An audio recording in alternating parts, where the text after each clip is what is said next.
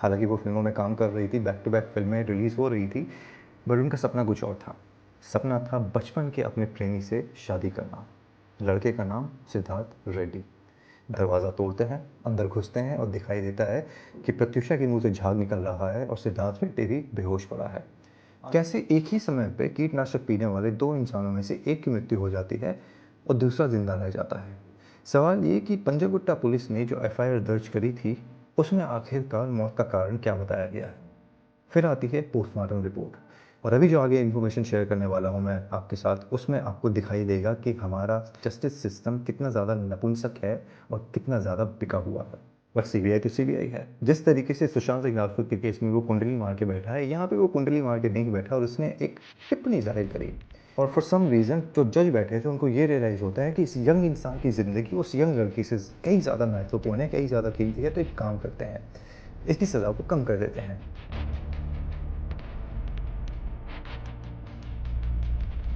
आज की जो हमारी कहानी है उसको जानने के लिए आपको 1981 में जाना पड़ेगा। दिन था 29 अगस्त, जगह थी भुवनगिरी, तेलंगाना। एक लड़की का जन्म होता है मिडिल क्लास फैमिली में। माँ सरकारी नौकरी कर रही होती है, छोटा भाई आज भी जिंदा है जिसका नाम है प्रणीत चंद्रा। पिता की मृत्यु बचपन में हो चुकी होती है। पढ़ाई की शुरुआत होती है संतोष विद्या निकेतन भुवनगिरी से और हायर एजुकेशन के लिए सेंट एनीस हैदराबाद में एडमिशन करवाया जाता है। लड़की धीरे धीरे बड़ी होती है और बड़े होते हैं जो वो ग्रेजुएशन के लिए जेवी institute of hotel management Hyderabad में एडमिशन लेती है, तब उसे रियलाइज़ होता है कि माँ के ऊपर कितना ज़्यादा आर्थिक दबाव है। हालांकि माँ कुछ कह नहीं रही है, वो अपनी परेशानी बच्चों के साथ शेयर नहीं कर रही है, बट बेटी को पता है कि माँ दिक्कत में है। पर माँ की मदद कैसे करी जाए, वो तो पढ़ाई कर रही है। हालांकि माँ कुछ भी नहीं बता रही। माँ अपने बच्चों को चाहती है अच्छी से अच्छी शिक्षा देना और उनका सही तरीके से पालन पोषण करना। एक perfect mother, not showing anything yet trying her hard कि वो अपने बच्चों की ज़िंदगी को सही बना सके।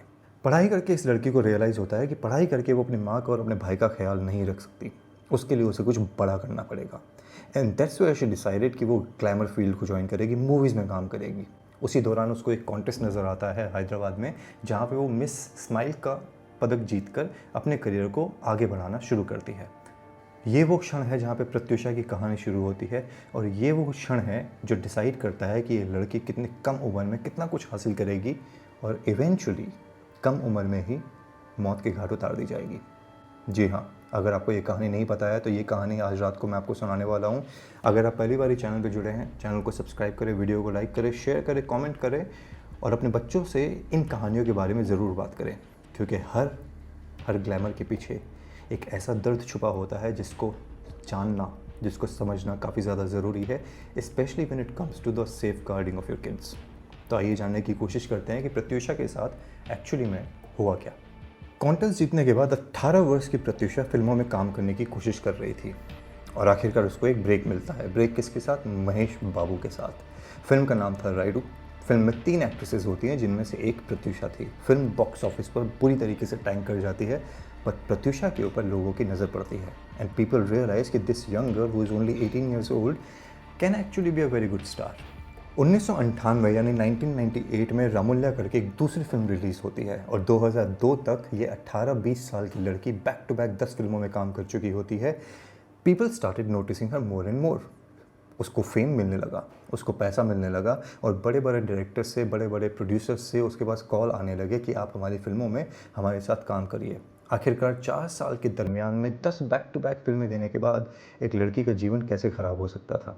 बताने गए, जैसे मैंने कहा, हर ग्लैमर के पीछे, हर ग्लिटर के पीछे एक दर्द छुपा होता है। हालांकि प्रत्युषा को काफ़ी ज़्यादा फेम मिल रहा था, लेकिन प्रत्युषा अपने करियर को लेकर और अपनी ज़िंदगी को लेकर काफ़ी ज़्यादा क्लियर थी। हालांकि वो फिल्मों में काम कर रही थी, बैक टू बैक फिल्में रिलीज़ हो रही थी, बट उनका सपना कुछ और था। सपना था बचपन के अपने प्रेमी से शादी करना। लड़के का नाम सिद्धार्थ रेड्डी।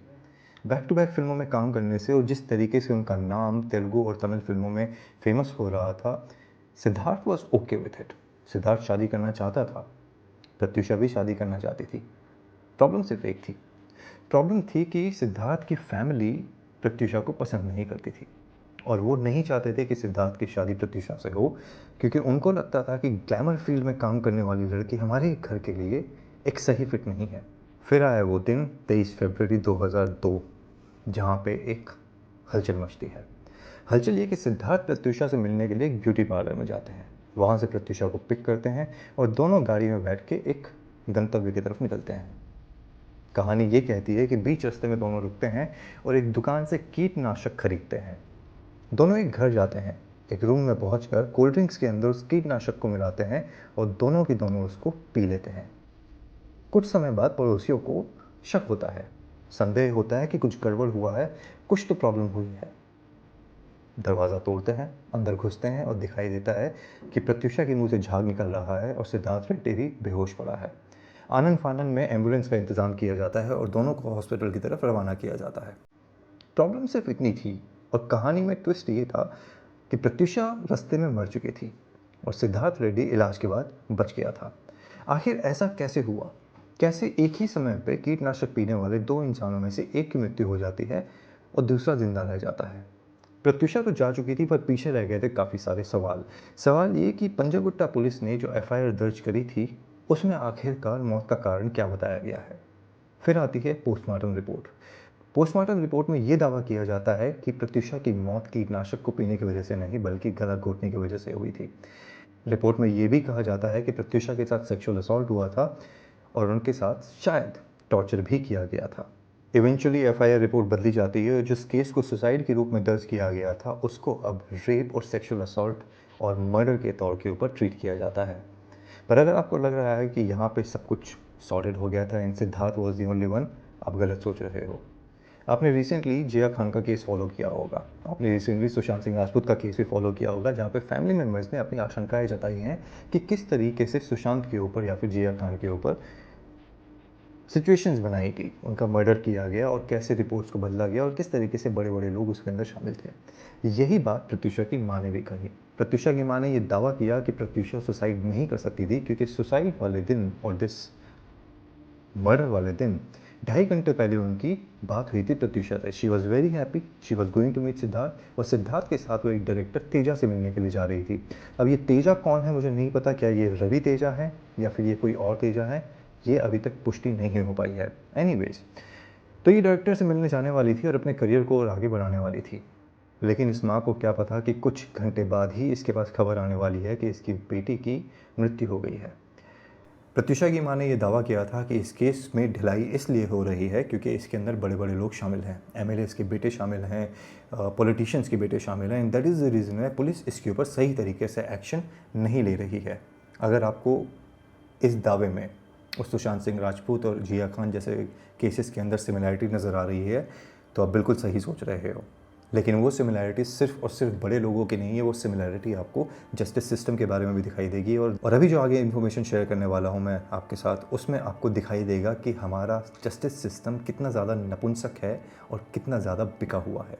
प्रत्युषा की माँ ने यह भी दावा किया कि सिद्धार्थ के होठों पे थोड़ा सा कीटनाशक लगा हुआ था, यानी कि सिद्धार्थ ने सेवन नहीं किया था कीटनाशक का, उसने सिर्फ और सिर्फ प्रत्युषा को पिलाया था। ये वही वाला सिनारियो है जैसे बाजीगर मूवी में आपने देखा था, सुसाइड नोट लिखते हैं शिल्पा शेट्टी और शाहरुख खान उसको नीचे फेंक देता है और अपना सुसाइड नोट जो है अपने साथ लेके चला जाता है।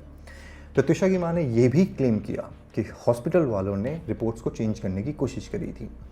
जिन कपड़ों में प्रत्युषा की मौत हुई थी उन कपड़ों को उनको आज तक नहीं सौंपा गया। पुलिस इस केस को सही तरीके से इन्वेस्टिगेट करने से कतरा रही थी क्योंकि इसके अंदर बड़े बड़े लोगों के नाम शामिल थे और सिद्धार्थ ने जो छोटा सा हल्का सा पोर्शन जो अपने होठों के ऊपर लगाया था जहर का, वो सिर्फ इसलिए लगाया था कि वो दिखाना चाहता था कि वो भी मरना चाहता था, बट वो बच गया because people came and saved him. दिलचस्प बात यह है यहाँ पे कि इस केस के अंदर भी दावा किया गया कि कई आई विटनेसेस के और जिन लोगों से पुलिस पूछताछ कर रही थी, इन्फॉर्मेशन जानना चाहती थी सिद्धार्थ रेड्डी के बारे में, उनकी एक्सीडेंटल डेथ्स हुई। जिस तरीके से सुशांत सिंह राजपूत के केस में हुई, जिस तरीके से जिया खान के केस में हुई और जिस तरीके से कई और बड़े बड़े केसेस जो आपको हिंदुस्तान में नज़र आए होंगे मीडिया न्यूज़ के अंदर, उनके अंदर आपको सुनने को मिला होगा। पर कहानी में ट्विस्ट अभी और भी है। कई सेलिब्रिटीज़ ने प्रेशर डालना शुरू किया तेलंगाना गवर्नमेंट के ऊपर कि आप इस केस को, चूँकि ये मर्डर है, सीबीआई से इसकी इंक्वायरी करवाई जाए। सीबीआई आता है और सीबीआई सिद्धार्थ रेड्डी को एक दोषी मान के या फिर एक अक्यूज्ड मान के उसकी इंक्वायरी करना शुरू करता है, इस केस को मर्डर के तौर पे ट्रीट करना शुरू करता है। बट सीबीआई तो सीबीआई है। जिस तरीके से सुशांत सिंह राजपूत के केस में वो कुंडली मार के बैठा है, यहाँ पे वो कुंडली मार के नहीं बैठा और उसने एक टिप्पणी जाहिर करी। टिप्पणी उन्होंने ये बोली कि उनको ये लगता है कि फॉरेंसिक रिपोर्ट जो है वो झूठी बनाई गई है। उन्होंने ये भी कहा कि हमें कोई मर्डर के या रेप के सबूत नहीं मिले हैं, और जिस इंसान ने फॉरेंसिक रिपोर्ट बनाई थी उसको सस्पेंड कर दिया जाता है और सिद्धार्थ रेड्डी को क्लीन चिट दे दी जाती है कि सिद्धार्थ रेड्डी ने ना कोई मर्डर किया है, ना कोई रेप किया है, ना कोई टॉर्चर किया है, और वो किसी भी तरीके से दोषी नहीं है। जैसे मैंने वीडियो में कहा, हमारा सिस्टम नपुंसक है, सीबीआई नपुंसक है। सिद्धार्थ रेड्डी के ऊपर से मर्डर के चार्जेस हटा दिए जाते हैं और उनके ऊपर लगाया जाता है अबेटमेंट ऑफ सुसाइड का केस। 5 साल की सज़ा सुनाई जाती है, 5,000 रुपये का फ़ाइन लगाया जाता है। बट कहानी में और भी ट्विस्ट है। होता यह है कि हाई कोर्ट में अपील करी जाती है सिद्धार्थ रेड्डी के द्वारा, और फॉर सम रीज़न जो जज बैठे थे उनको ये रियलाइज़ होता है कि इस यंग इंसान की ज़िंदगी उस यंग लड़की से कई ज़्यादा महत्वपूर्ण है, कई ज़्यादा कीमती है, तो एक काम करते हैं, इसकी सज़ा को कम कर देते हैं। उसको सिर्फ 2 साल की सज़ा सुनाई जाती है और फ़ाइन को 5,000 से बढ़ाकर 50,000 कर दिया जाता है। आप सोचो, एक इंसान जिसके ऊपर अबेटमेंट ऑफ सुसाइड और पहले मर्डर और रेप के चार्जेस लगे थे, 5 साल से सिर्फ 2 साल की सज़ा और 50,000 का फ़ाइन। जिस केस के अंदर एमएलएस के बेटे, पॉलिटिशियंस के बेटे, बड़े बड़े लोगों के बेटे के नाम आ रहे थे, उसमें ये जजमेंट हमारे नपुंसक सिस्टम के द्वारा। एक माँ को कैसा लगा होगा और एक माँ के सीने के ऊपर क्या बीती होगी, उसकी आप और मैं कल्पना भी नहीं कर सकते। मौत के बाद प्रत्युषा की 2 फिल्में रिलीज़ होती हैं।